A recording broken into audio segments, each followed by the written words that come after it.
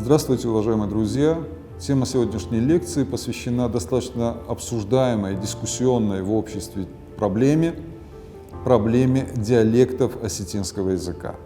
Любой язык представляет собой единую, но не единообразную систему. Абсолютное большинство языков имеет территориальные разновидности и социальные разновидности своего существования.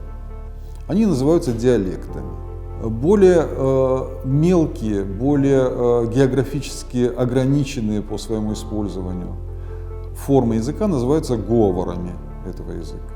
Вот сегодня мы поговорим о диалектах осетинского языка.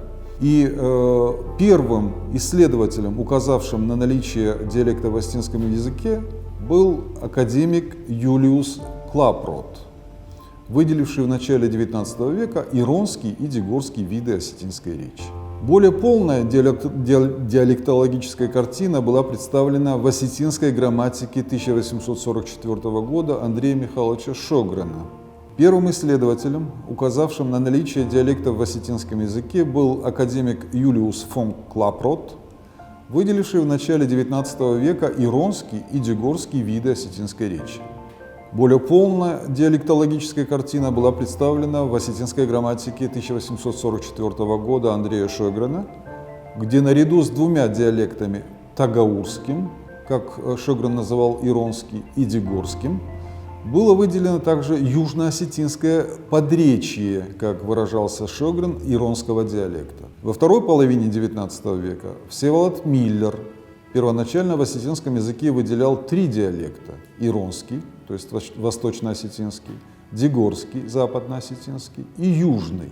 Но в итоге и он остановился на двух диалектах и одном подречье, включив восточный диалект алагирцев, куртатинцев и тагаурцев, в дигорский, западно-осетинский диалект дигорцев, и определив двальский как подречье иронского. За 1,5 столетия научного изучения осетинского языка сформировалось несколько гипотез относительно происхождения осетинских диалектов. Одно из направлений было заложено Миллером, который первым предпринял попытку объяснить происхождение диалектов осетинского языка и связал это с распадом, как он выразился, языка иронов, отсутствием контактов между различными ветвями осетинского народа в темные века, разными географическими и историческими условиями их существования, что и предопределило, по его мнению, разные темпы развития наречий двух основных частей осетинского народа: более продвинутый уровень иронского и отставание дигорского. Таким образом, у Миллера речь шла о едином изначальном языке, в основе которого лежали иронские формы, поскольку он называл его языком иронов, и который вследствие указанных причин получил две диалектные формы развития. В соответствии с другой гипотезой, сформулированной Борисом Алборовым, осетинский народ первоначально состоял из северной и южной ветвей, первая из которых впоследствии разделилась на две группы – иронскую и дигорскую. Соответственно, в этом случае предполагается древнее разделение праосетинского народа на будущих иронцев и дигорцев с одной стороны и джавцев с другой. Гипотеза о происхождении иронского и дигорского диалектов из разных языков близкородственных народов, ираноязычных племен, была высказана Дмитрием Бекоевым и расширяется и распространяется в том числе и на двалов.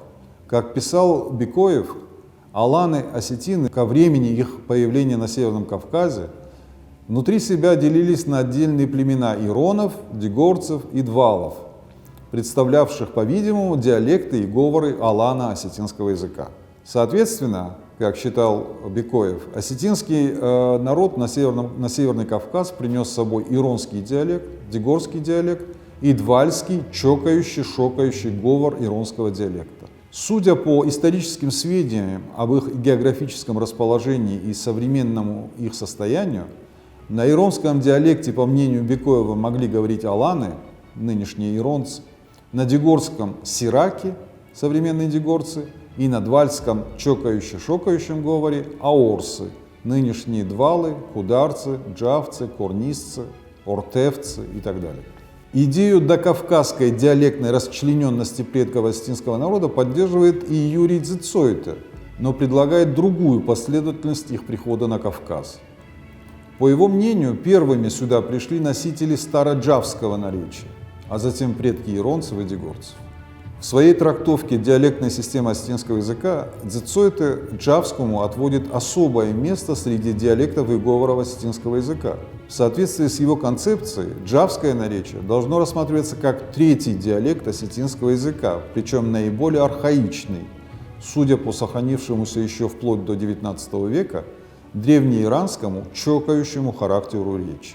Это заключение в целом согласуется с мнением норвежского ученого Фридрика Тордарсона, который считает, что юго-осетинское наречие в некотором отношении представляет собой более архаичную ступень развития языка, чем родственные ему северо-осетинские диалекты. Первым, кто выступил против возможности выделения этого вида юго-осетинской речи в качестве отдельного диалекта, был Александр Тибилов, хотя и он отмечал достаточное своеобразие джавского говора.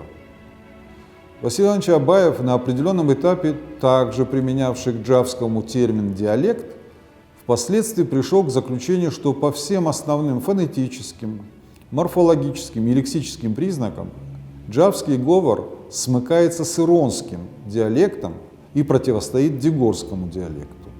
Главное фонетическое отличие заключается в том, что иронский диалект, собственно иронский диалект, североиронский диалект, сокающий, а джавский – шокающий и даже чокающий.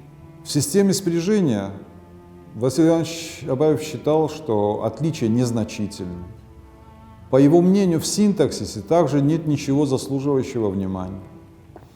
В лексике можно отметить только следы грузинского влияния на джавский. Таким образом, Василий Иванович Абаев в итоге отказался от выделения кударо-джавского говора в качестве самостоятельного диалекта и признал его одним из говоров иронского диалекта. Третьей диалектной единицей в осетинском языке академик Магомед Измайлович Исаев считал другой вид осетинской речи, а именно уаллакомское наречие.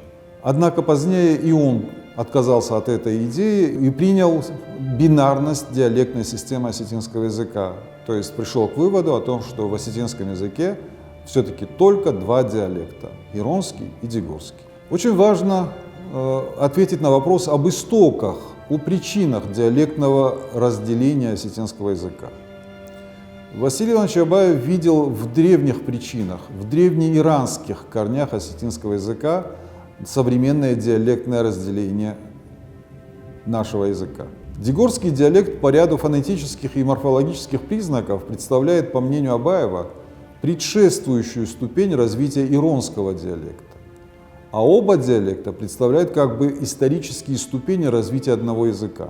Говоря о различиях в двух диалектах, Абаев полагает, что они отражают старое племенное деление осетинского народа на две ветви – иронскую и дегорскую. Очевидный архаизм дегорского он связывает с тем, что дегорское племя раньше иронского попало в условия замкнутости и изоляции в горных ущельях, которые способствовали, скажем так, консервации его языковых признаков и его расхождению с иронским, носители которого значительный период продолжали находиться в интенсивных межплеменных отношениях в условиях открытой равнины и успели перейти на новую ступень языкового развития. Собственно, языковые процессы, приведшие к формированию осетинских диалектов, Василий Иванович Абаев представляет следующим образом. Во-первых, некоторая весьма незначительная часть расхождений между иронским и дегорским диалектами в лексике, может быть, в фонетике, восходит к диалектным различиям, существовавшим еще в древний иранский период. Во-вторых, ряд фонетических расхождений и некоторые морфологические следует отнести за счет большей архаичности дегорского диалекта, который, напомню, по мнению Абаева, раньше иронского якобы попал в условия замкнутой жизни в Центральном Кавказе, благодаря этому законсервировал ряд таких явлений, которые в иронском либо утрачены, либо продвинуты в сторону дальнейшей эволюции. В-третьих, значительная часть расхождений, главным образом в лексике, отражает различия в той субстратной кавказской языковой среде, в которой происходило образование современного языка. И в-четвертых, наконец, многие словарные различия следует объяснить тем, что Дегорский и Яронский усваивали слова для одного и того же понятия из различных соседних языков. Магомед Исаев также считал, что предпосылки для возникновения диалектного членения осетинского языка существовали уже в древний период, поскольку некоторые из иронско-дегорских различий восходят к аланской и даже скифо-сарматской эпохе. Таковы в основном представления ученых о причинах и процессах возникновения диалектов осетинского языка, и мнение Абаева о причинах зарождения диалектных расхождений в осетинском языке и сегодня продолжает оставаться наиболее общепризнанным. Я должен отметить, что в то же время, насколько нам известно, исторических оснований для предположения о более ранней изоляции в горных ущельях носителей дегорской речи попросту не существует. Более того, средневековые армянские, арабские и иные письменные источники и памятники свидетельствуют скорее об обратном. Поэтому надо исходить из той реальной, скажем, исторической базы, которая нам доступна для анализа. Более того, отметим следующее. Причины расхождения языка на диалекты требуют определенных условий. И эти условия бывают или политические, или географические. Язык распадается на диалекты в том случае, когда две или более частей одного народа имеют проблемы в языковом контактировании друг с другом. И в этом смысле у нас нет оснований предполагать, что такие проблемы у алан в дотимуровский период существовали. Ведь на протяжении более 1000 лет существования аланского государства никаких проблем контактирования между разными частями аланского народа не существовало. Ни политического, ни географического. Географическими причинами могут быть расселение двух частей одного и того же народа на разных берегах труднопреодолимой реки, на противоположных склонах труднопроходимых гор и так далее. То есть там, где общение между разными частями народа затруднено. Политическими причинами являются, когда две части одного народа живут в разных политических системах, в разных государствах. Так, например, разделение армянского языка на два диалекта произошло именно в результате того, что часть армян жила в собственно Армении, другая часть в Турции. Предпосылок политических и географических для разделения аланского языка на диалекты в, скажем, дотимуровский период просто не существует. Они могли возникнуть только после разгрома алан Тимурами. Именно тогда, когда части осетинского народа, алана осетинского народа, были вынуждены укрыться в разных ущельях Центрального Кавказа и на определенный период потеряли тесные контакты друг с другом. Более того, в этих разных ущельях разные части алано-осетинского народа столкнулись с разными местными народностями, племенами. На протяжении этих темных веков разные части осетинского народа контактировали с разными соседями. Дегорцы преимущественно с балкарцами и кабардинцами. Восточные осетины преимущественно с грузинами, ингушами, чеченцами. Убежден в том, что расхождение, по крайней мере, столь глубокое, которое мы видим на сегодняшний день между иронским и дегорским диалектами осетинского языка, сформировалось именно в этот темный период истории осетинского народа, то есть в период 15-17 веков. Это подтверждают и документы, исторические памятники, ведь известные нам средневековые памятники аланского языка, датируемые периодом с X до XIV веков, отражают в основном практически современные формы дюгорского диалекта.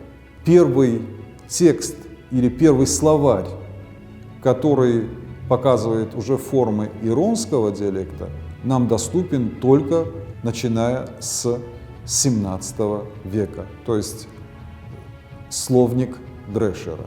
Таким образом, логично предположить, что появление политических и географических препятствий в контактировании разных частей осетинского народа, возникшие в период посттимуровского разгрома и посттимуровской изоляции, и были теми причинами, которые способствовали глубокому диалектному расхождению в рамках осетинского языка. В подтверждение этой гипотезы можно привести и исследование в рамках нового научного направления, которое называется глоттохронология. Это научное направление, которое имеет собственные методы исследования, которые позволяют измерять скорость языковых изменений и которые могут датировать расхождение между разными языками и между диалектами разных языков.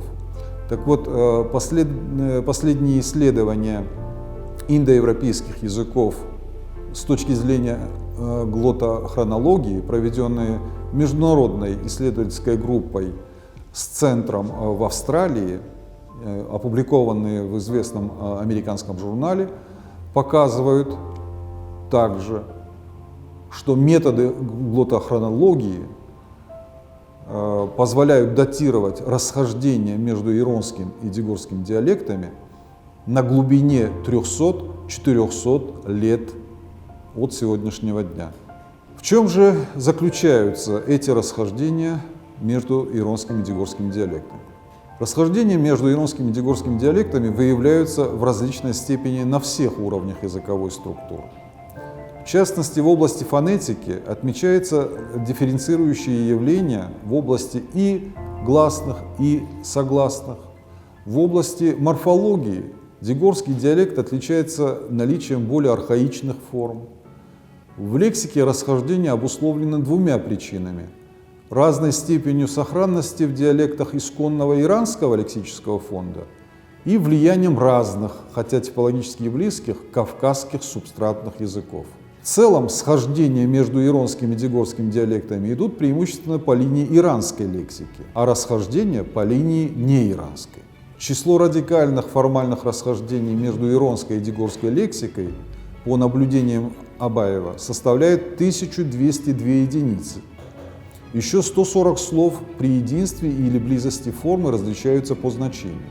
Василием Ивановичем Абаевым произведена следующая классификация. Профессором Абаевым произведена следующая классификация этих расхождений. Во-первых, это дюгорские слова, малоупотребительные или мало распространенные в иронском. Таковых 954 слова. Во-вторых, это дюгорские слова, отличающиеся от иронских по форме, причем различия эти выходят за рамки обычных звуковых соответствий. Этих слов 248. Дюгорские слова, отличающиеся от иронских по семантике, то есть по значению.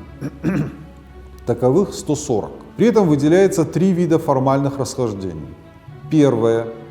В обоих диалектах данное понятие выражается иранскими по происхождению словами, но возводимыми к разным иранским проформам. Так, например, иронское «наин» — купаться и дюгорское «артаюн» — они оба по происхождению иранские, но, как мы видим, восходящие к разным иранским словам. Иронское «ченз» из иранского «кинти» и дюгорское «носта» из иранского «снуса» — «невестка». Опять, в обоих случаях, в обоих диалектах мы видим иранские слова по происхождению, но восходящие к разным иранским проформам.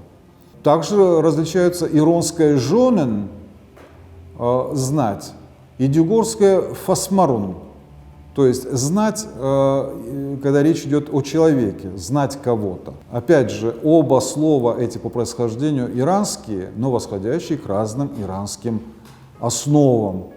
Так же, как, например, иронское «нау» и дюгорское «залда» «дерн». По наблюдениям Абаева, расхождение в исконной иранской лексике осетинского языка крайне незначительно. Вторым видом формального расхождения между иронской и дюгорской лексикой это в том случае, когда в одном диалекте понятие выражается иранским словом, а в другом не иранском. Например, в иронскому «рузынг», происходящему из иранского, соответствует дюгорское «каразга» — окно, которое по своему происхождению не является иранским. Опять же, иронскому «шахдак», иранское по происхождению слова, оно соответствует дюгорскому «каджос» — чистый. Но происхождение «каджос», как известно, связывается скорее с заимствованием из древнееврейского языка. Иронское «бандон» — стул, сиденье, оно по своему происхождению иранское, а его дюгорское соответствие «кела» не является иранским по происхождению. Это и приводит к вот такой ряд, значительный ряд таких расхождений и углубляет различия на лексическом уровне между иронским и дюгорским диалектами. Наконец, третья группа. Да, можно продолжить наоборот, когда дюгорские слова являются иранскими по происхождению, а иронские их соответствия не иранскими. Например, дюгорская «нафа» — пупок и иронская «бик», дюгорская «бодан» — чеснок, который является заимствованием из грузинского языка чеснок. Наконец, третьим формальным основанием для словарных расхождений является тот случай, когда в обоих диалектах данное понятие выражается не иранскими по происхождению словами, то есть в обоих случаях. Например, иронская «малушек» и дюгорская «дзаколон» — подснежник, иронская «сахара» из грузинского «царкали» и дюгорская «кумбул», иронская «шиф», дюгорская «тафа» — лист, иронская «гаде», дюгорская «тикис» — кошка, иронская «ур», дюгорская «галау» — крыса. То есть в этой третьей группе расхождений ни одно из слов не является иранским по происхождению. Они заимствованы и иронским, и дюгорским диалектом из других языков, но из разных языков. Таким образом, тот факт, что лексическая общность осетинских диалектов основывается на иранском лексиконе, а расхождения связаны с различными заимствованиями, дал профессору Абаеву основание для предположения о том, что иранский единообразный и цельный элемент послужил в свое время неким цементирующим материалом для многоязычной, лингвистически раздробленной среды, послужившей субстратом при формировании осетинского народа и осетинского языка после обустройства ираноязычных предков осетин на Северном Кавказе.